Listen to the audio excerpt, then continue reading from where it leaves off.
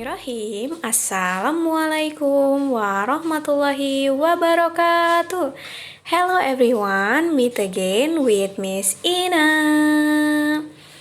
How are you today? I hope all of you always in good condition. Amin. Okay, today we are going to learn about PAI. Are you ready?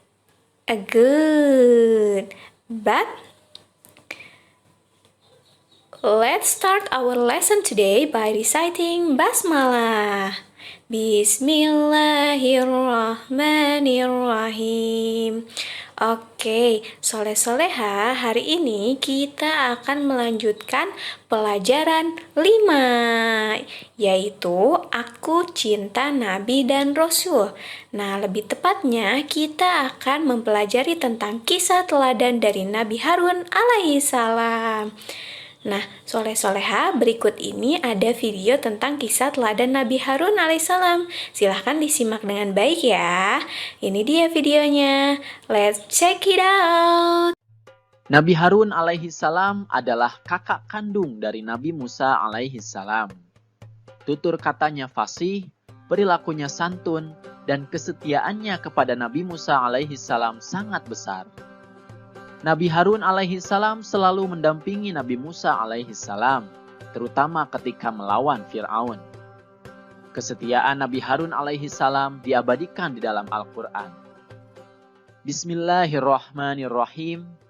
Maka datanglah kamu berdua kepadanya, Fir'aun, dan katakanlah, sungguh kami berdua adalah utusan Tuhanmu. Maka lepaskanlah Bani Israel bersama kami, dan janganlah engkau menyiksa mereka. Sungguh, kami telah datang kepadamu dengan membawa bukti atas kerasulan kami dari Tuhanmu. Dan keselamatan itu dilimpahkan kepada orang-orang yang mengikuti petunjuk. Quran Surat Toha ayat 47.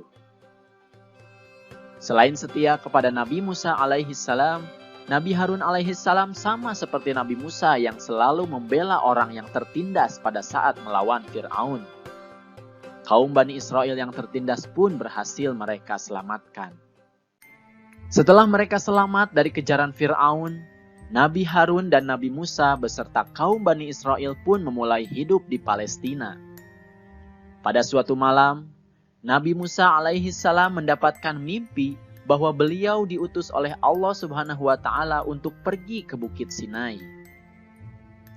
Menjelang kepergiannya, Nabi Musa alaihissalam menyerahkan kepemimpinan Bani Israel kepada Nabi Harun alaihissalam agar mereka tidak tersesat. Kemudian Nabi Musa alaihissalam pun berpamitan kepada Bani Israel dan menyampaikan kepemimpinan Nabi Harun selama beliau pergi. Akhirnya, Nabi Musa alaihissalam pun meninggalkan mereka untuk menemui Allah.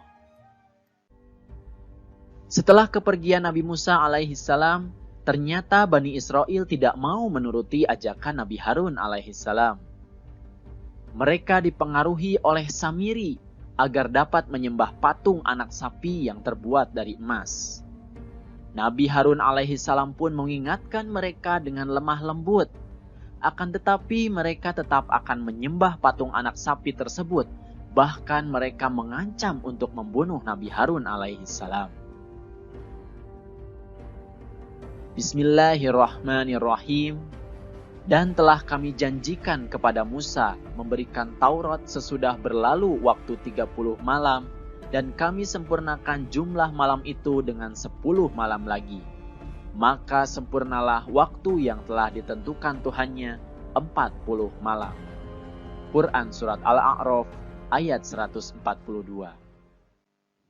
Setelah 40 hari, Nabi Musa alaihissalam pun kembali kepada kaumnya. Ia sangat terkejut melihat kaumnya yang menyembah berhala patung anak sapi tersebut. Nabi Musa alaihissalam pun marah. Ia bergegas menemui kakaknya, yaitu Nabi Harun alaihissalam. Ia lalu memegang dan menarik rambut kepala saudaranya itu. Kemudian Nabi Harun alaihissalam berkata, "Wahai anak ibuku, Kaum ini telah menganggapku lemah dan hampir saja mereka membunuhku.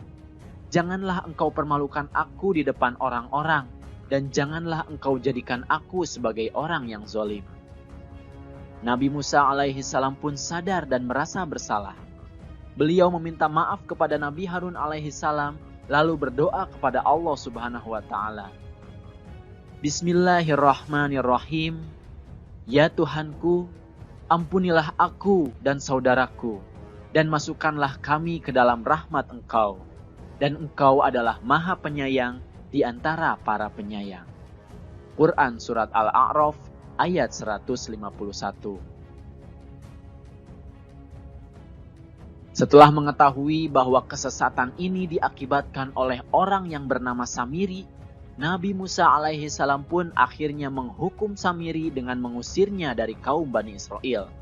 Setelah itu, patung anak sapi itu pun dibakar.